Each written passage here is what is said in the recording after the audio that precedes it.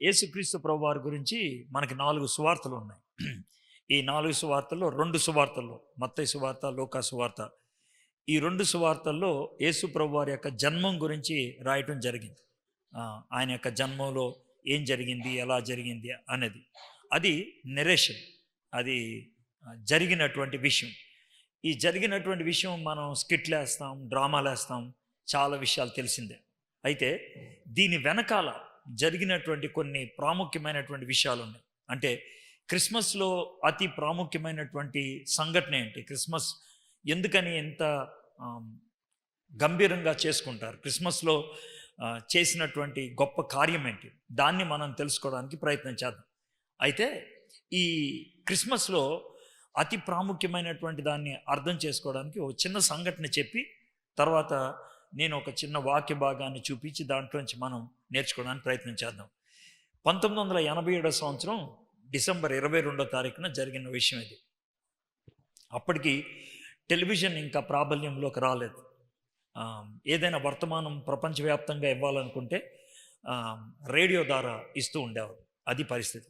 అయితే ఆ సమయంలో ప్రపంచ ప్రఖ్యాతిగాంచినటువంటి సువార్థికుడు బిల్లీ గ్రహాం గారు, ఆయన ఒక వర్తమానం ఇవ్వాలని ఆయన ప్రపంచం అంతటికి ఒక ఆశ ఏంటనంటే, నేను చనిపోయే లోపులు యేసు ప్రభు గురించి ఒక బ్రీఫ్ మెసేజ్ ఇవ్వాలి ప్రపంచం అంతటికి అని అనుకున్నాడు. అనుకొని 6 నెలలుగా సిద్ధపాటు అయ్యి 183 రేడియో స్టేషన్స్ని లింకప్ చేసి 10 నిమిషాల వర్తమానం ద్వారా భూమి మీద ఉన్నటువంటి ప్రతి భాగంలో కూడా ఆయన మెసేజ్ వినేటట్లు చేశాడనమాట. సో ఆ రోజు ఇండియాలో కూడా వచ్చింది, అది దూరదర్శన్ ద్వారా ఇచ్చారు.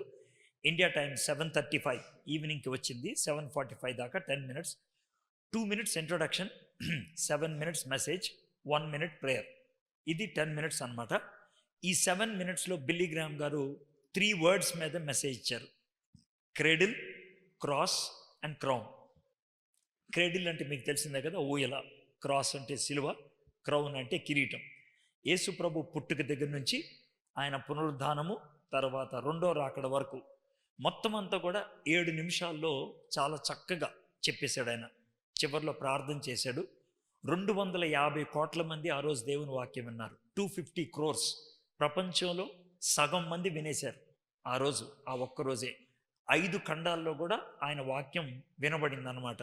అద్భుతంగా అది పరిస్థితి. అయితే ఇది జరిగిన కొన్ని రోజులకి ఒక విషయం బయటపడింది. ఏమనంటే, ఆ రోజు రేడియో స్టేషన్కి బిల్లీ గ్రహాం గారు మొత్తం 11 మంది వచ్చారు. ఆయనతో కలిపి మొత్తం 11 మంది. అంటే ఈ 11 మంది ఆ రేడియో వర్తమానం ఇవ్వడానికి ఆయా పనులు చేయాల్సిన వాళ్ళు అనమాట. ఈ 11 మంది కూడా చేతులు పట్టుకొని బయట, రేడియో స్టేషన్ బయట ప్రార్థన చేసుకొని రేడియో స్టేషన్లోకి వెళ్ళారు.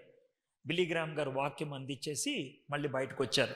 బయటకు వచ్చేటప్పటికి 10 మందే ఉన్నారు, ఒక అతను లేడు. ఒక 4-5 minutes వెయిట్ చేశారు, వస్తారులే అనేసి.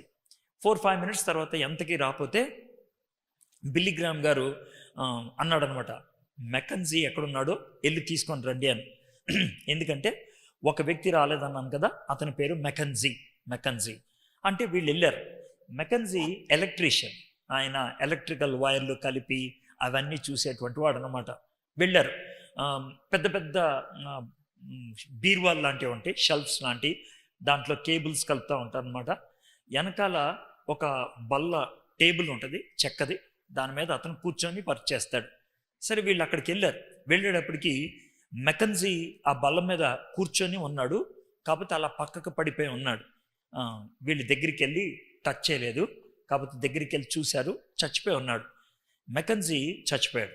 ఎందుకు చచ్చిపోయాడు, ఎట్లా చచ్చిపోయాడు, ఏమైంది, అదొక ప్రశ్న. అయితే కొన్ని రోజుల పాటు దాని మీద ఇన్వెస్టిగేషన్ జరిగింది. జరిగిన తర్వాత విషయం బయటపడింది. ఏమనంటే, బిల్లీ గ్రహాం గారు వాక్యం అందించడామని ఆయన లేచి నిలబడేటప్పటికి ఒక వైర్ తెగిపోయింది, ఒక వైర్. అప్పటికే 2 నిమిషాల పరిచయం అయిపోయింది, ఒక చిన్న పాట పరిచయం అయిపోయింది. 183 రేడియో స్టేషన్స్కి లింక్ అప్ అయిపోయింది వరల్డ్ అంతా. అందరూ కూడా వాక్యం వినటానికి రెడీ అయ్యారు. కరెక్ట్గా అప్పుడు వైర్ తెగిపోయింది. అయితే ఆ వైర్ కలపాలి అంటే కనుక ఒక 2 minutes కరెంట్ ఆపేయాలి. 2 మినిట్స్ కరెంట్ ఆపేటువంటి మామూలు కాదు ఆ టైంలో. ఎందుకనంటే ప్రసారం స్టార్ట్ అయిన తర్వాత 2 మినిట్ కనుక బ్రేక్ వస్తే ఇంకెవరు మళ్ళీ వినరు.